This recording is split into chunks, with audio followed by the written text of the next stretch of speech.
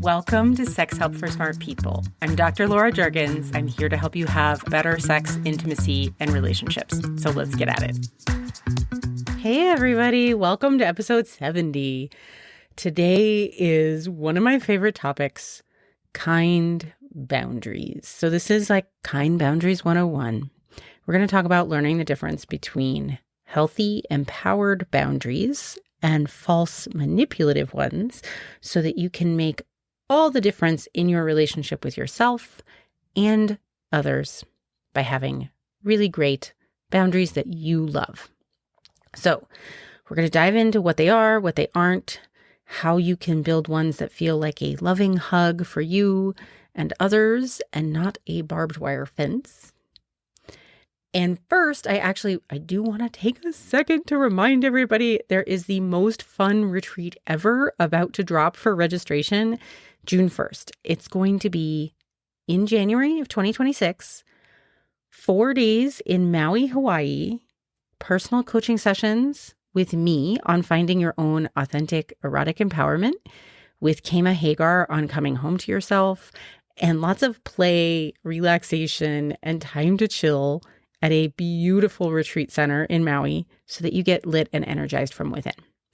It's called Lit and Luscious, and you do not want to miss it. So be sure you are on my email list so you get first dibs at the sign up and you get the early bird discount. So go to my website, laurajurgens.com, get my free guide to your turn-ons. That's how you get on my list. Or you could also email me, laura@laurajurgens.com. Make sure to spell my last name, Jurgens. I am not the heir to the hand lotion empire, unfortunately. But that's how make sure you get on my list so you get first dibs. Okay. So today, boundaries, awesome. Oh my God, changed my life. And the key thing is having good ones and having healthy ones that feel good to you that you will actually follow through on. And that said, it can be a transition to learn to follow through on your boundaries. It was hard for me at times, and it's a lot harder with some situations and some people than others. Not because of them, because of us. It was really hard for me to follow through on boundaries with my mother, even though I really, really wanted to. It was hard. I had been kind of trained not to have any. But look, what are boundaries anyway? So we all know that a physical boundary is something that delineates the borders of a space. And interpersonal boundaries are a bit slipperier to understand. Many of us are confused about them because people talk about them in ways that make it clear that they do not understand what boundaries are. People mean a lot of different things when they use the word boundary. Some people may say, I have a boundary about that, when describing a simple preference. That tends to be accompanied by like a subtle or overt threat of displeasure. That is a way of offering a mild threat of consequences, which is usually that person's displeasure, meant to control other people's behavior. Other people may make more dramatic ultimatums that they may mistakenly think are boundaries and wonder why they get pushed back.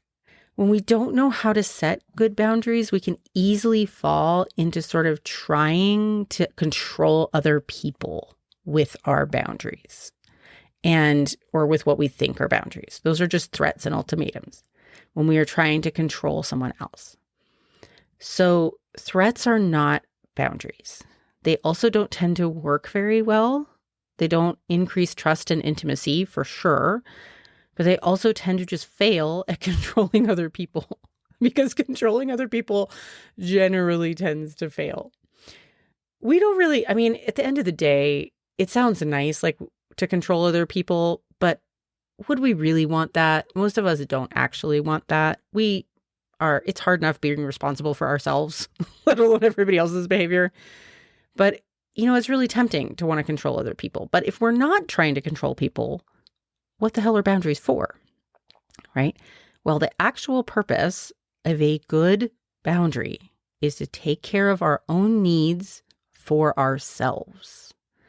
So that means we actually don't ever need to tell anybody about our boundaries unless we want to. And when we do, I want to invite you that good boundaries are stated when we choose to without any anger or resentment. It's just, this is what I do to take care of myself. That's it. This is what I do to take care of myself. No need to be angry about it. No need to be resentful. If there's anger and resentment, chances are there's some effort to control the other person, or there is some place where you have been crossing your own boundaries for a long time and you have then externalized the blame onto somebody else. If that is something you've been doing, and I've been there, I've done it myself, there is zero judgment about doing that because it is really tempting, it's really easy to fall into. Our society does not teach us any better, and it doesn't make you a bad person. It just means you might need a little bit of help like untangling that stuff. And I'm happy to help you if you want. And there's other people who can help you too. But you will notice that people with good boundaries, healthy boundaries, kind boundaries, may seem to be very centered, but they don't actually talk about their boundaries very much. They just come across as on top of their business and with the type of open-hearted kindness that doesn't feel false or performative. They tend to have really good relationships with the people they choose to be in relationship with. And they don't tend to bitch and moan about people they're in relationship with because they don't have to. They are taking care of themselves. They have made good choices. So they don't have a lot to complain about. People who aren't as clear on boundaries may talk about them a lot because they want to have them, but they're not that good at them yet. And that's okay. That's a phase to go through. So this podcast is really meant to clarify healthy boundaries for you, separate them from the false ones, which are, subtle or overt threats or control efforts, and show you the basic steps to putting healthy, empowering boundaries in place for yourself when you need them. So, quick side note, none of this applies if you are in a dangerous situation or an emergency that threatens your safety. That is not the time to set thoughtful boundaries. It is the time to act quickly, to take care of yourself in whatever way you need to. Everything here only applies to non-emergency and non-violent situations. Okay? So the first thing to know about good, kind boundaries, they have a fundamentally different purpose and come from radically different emotions than false or manipulative boundaries, aka threats. We use kind boundaries to protect ourselves out of love and compassion for ourselves where we're at, and as much love and compassion as we can find for everybody else. False boundaries tend to come from anger, resentment, or blame, and their goal is to try to avoid us feeling bad by controlling other people. And it just doesn't work. Any supposed boundary, aka threat, coming from that is typically going to get a defensive response, generate resentment, or be ignored. And look, we've all lashed out and tried to control people with threats. It doesn't make us horrible people. It just doesn't help our relationship and virtually guarantees our disappointment. And so I don't want that for you. Kind boundaries are actually really effective at helping other people understand our needs and the way that we are going to behave and creating trust in relationships. And unfortunately, the threat and false manipulative boundaries don't do that at all. They tend to just we give the other person the power to decide how we feel. Regardless of what they choose, we feel awful. If they choose our preferred option, we always wonder whether they only did it because of the threat. If they don't do what we want, we tend to take it as rejection. It's a lose-lose situation. So an example of a threat or false boundary would be somebody trying to control what their partner does in a relationship by saying, I have a boundary about that. You're not allowed to do that. I'm going to leave, and not meaning it. They're not actually going to leave. If it's something you're not allowed to have unprotected sex with a series of strangers, or I will not have a sexual relationship with you anymore, that could actually be a very kind boundary. If it is said out of love for oneself, I'm protecting myself from the threat of STDs and I'm protecting my emotions from a relationship style that I don't want to be in. So I'm not going to tolerate that. That could actually be a really kind boundary. But sometimes people are just making threats to try to control the other person. They may even be saying the same words, but it's coming from a different place. You need to stop cheating on me or I'm going to leave, when they actually have no intention of leaving and they're not going to follow through. That actually winds up being like an attempt to control the other person, and they're not actually going to leave. So it's not real, right? So that's just an example, one example. So here's another example. Let's say I have a friend who is often late for our lunch dates. Maybe she sometimes forgets them altogether and also forgets to text me. And I get tired of sitting in restaurants by myself, wondering if she's going to show up. I have built up all these thoughts about being wronged, and I've built up all these feelings of hurt and anger. And so now I'm sitting in this restaurant waiting for her, but I am seething. She eventually arrives, like, who knows how late, half hour late. And I tell her, I'm not going to sit around anymore waiting for you, that if you cared about me, at least you'd text me to tell me you were running late. And if you do it one more time, I'm never having lunch with you again. Okay, that is a threat. That is a false boundary. It is not a true kind boundary. It's coming from anger. It's meant to threaten her into behaving the way I want her to. And even if she does it, I won't feel happy because I kind of forced her into it in my head. And I may also feel guilty about how I showed up, and I may blame her for quote unquote making me angry. In actuality, it was me who made me angry by sitting around stewing about being wronged when I could have taken other action to take care of myself. Okay, so that is one way the situation could go.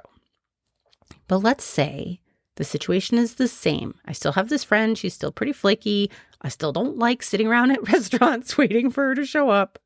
And what happens this time is, while I'm waiting, I'm asking myself, what do I really want to do?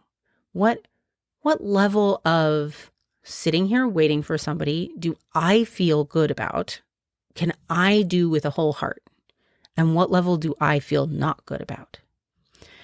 I decide, after asking myself this question, I'm okay with sitting quietly by myself for about 10 or 15 minutes, which I actually might find relaxing. But after 15 minutes, I just don't like it anymore. I'd prefer to either order and eat or just go and get lunch somewhere else. So I allow myself to have these preferences, and I decide to honor them with love for myself, and I let my own desires be important. And I ask myself, maybe I ask myself, is this friendship worth my effort? Let's say I decide yes. In that case, I remind myself that I have chosen to love my friend, so it is probably worth allowing her to be a human being with some human failings, and she apparently has one that makes her super late to lunch regularly. Okay, this is part of being friends with this person. So now I am calm. I'm not angry. I am imagining, I'm letting myself love and care for myself. I'm letting myself love and care for my friend. And whether she shows up or not, it doesn't really matter because I have a plan. If it's past 15 minutes, I've had a nice time being there relaxing, but then I just choose to leave at 15 minutes. No problem. If she asks me later, I'm not even mad because I took care of me. I stayed in integrity with myself. I can say with all honesty and caring for both of us, hey, so I know you have a hard time with appointments sometimes. I still love you, but I don't enjoy waiting for longer than 15 minutes. So if you're going to be later than that, you can feel free to text me, ask if I'll stick around a bit longer, but I reserve the right to go ahead and eat or leave anytime you're more than 15 minutes late. I don't have to tell her all that, but I can so that she's informed about what the process is going to be in the future. That is a healthy boundary. That is a kind boundary. The only person required to take action to follow through on it is me. I'm the one who's going to eat or leave. I'm the one who's going to pay attention to how I feel. 10 to 15 minutes. She gets to do whatever she chooses to do. But she has an option to see me, either by being on time, letting me know in advance she's running late and asking if I feel like waiting that day. And I still respect myself enough to give myself the option to say no. So that is a kind boundary is one that only you are on the hook for following through on, and you have to follow through on it. That's the kicker. And that could be the hard part when you're transitioning into having kind, healthy boundaries. It can be really hard to actually get up and leave. It can be really hard to actually follow through on like, I'm not going to stay in this relationship, or it can, whatever the decision you made. It can be hard to get off the phone with someone when you said, you know what, when this person just starts offloading on me without asking permission and they just start complaining constantly, I'm going to give them one warning and then I'm going to get off the phone because it really feels draining to me. That's a common boundary that you might want to have for yourself. But boy, that first time you tell them, hey, this is starting to feel kind of bad, this amount of complaining. So I'm just going to let you know I'm going to need to transition to another topic, or I need to go. And then when you actually need to go because they keep going on, that's going to feel hard. You're going to feel like a dick. And you're not. You're not at all. You are having a healthy, loving boundary that allows you to stay in clean, not resentment with yourself and with the other person. They get to act however they're going to act, and you follow through. But it can be hard. It can be really hard that first time. And, for a little while, for the first little while. And sometimes it's hard for other people because it's a transition. If we've been a people pleaser, if we've just allowed people to run all over, whatever our preferences are, if we haven't even acknowledged to ourselves that we actually have preferences. Because look, you have boundaries whether you acknowledge them to yourself or not. They're there. But if you let yourself just run all over them, and it's always you, unless somebody's physically forcing you, it's you that are not holding your own boundaries, not the other person crossing your boundaries. We cross our own boundaries. We let other events cross our boundaries, but because it's our responsibility we're the only ones who knows that they're there. It's our responsibility to hold them and to follow through. We are the only ones who can cross them. If I let somebody smoke in my car and I'm just like pissed about it, that's me crossing my boundary, not them. My boundary is like, out you go. That's what happens. Out you go. All right. So this is why kind boundaries are actually harder than making threats. 3 reasons. 1, they require us to accept the reality of other people's free will and not live in the fantasy world where we get to imagine we can control people. Trust me, that fantasy world is so tempting, but it's not real. 2, they also require us to accept responsibility for our own emotional well-being. And 3, they require us to value our own decisions and actually follow through, even if we'd rather not. Okay. Now the good news is that reasonable people will often try really hard to respect the boundaries you set to care for yourself if they are delivered with love and respect for you and the other person. You are much more likely to get agreement that way than you are with ultimatums delivered in anger and blame. So if I tell somebody, hey, maybe I have a boundary with my sister, say, I don't have this kind of sister, but let's say you have I have a sister, let's say, that calls me names on the phone. Maybe she calls me a bitch and I don't like it. And I decide that I'm going to leave the conversation if she does that. And I decide that I'm going to let her know that that's going to happen because I just think it's going to probably smooth things out and make it easier for me to actually leave the conversation when I need to. So if she does that, I actually have to follow through and leave the conversation, right? Chances are if I say, hey, I love you, I really care about our relationship, but I really I don't do well with you calling me names, and I really don't like it when you call me a bitch, and I'm going to not stay on the phone anymore if you do that. I want you to know that for next time. Most reasonable people, and I mean, maybe she was just kind of like throwing it out there like, hey, bitch, what's up? Kind of thing. And she didn't realize how bad that felt to me, right? Most reasonable people who are like emotionally somewhat aware will respect that and be like, oh, I didn't realize that bothered you so much. Thank you for telling me. Now I know better how to care for you. But there's no guarantee, right? you may very well have to follow through and respect yourself enough to do so, and have to actually follow through with having your own back. And somebody else may not like it, and that's okay. It's really okay. So here are the steps to setting kind, empowered boundaries. 1, you release anger and blame for the other person and any resistance to caring for your own needs that you may have. That means like accepting we're all imperfect human animals, just doing our best, even if our best is kind of shitty sometimes. And this step can take a little while. That's okay. You can allow yourself to just get there in your own time. Just try to release as much of the anger as possible so you're not punishing yourself by carrying it around, right? Allow yourself to make a clean decision. Next step is consider what you really want out of the situation.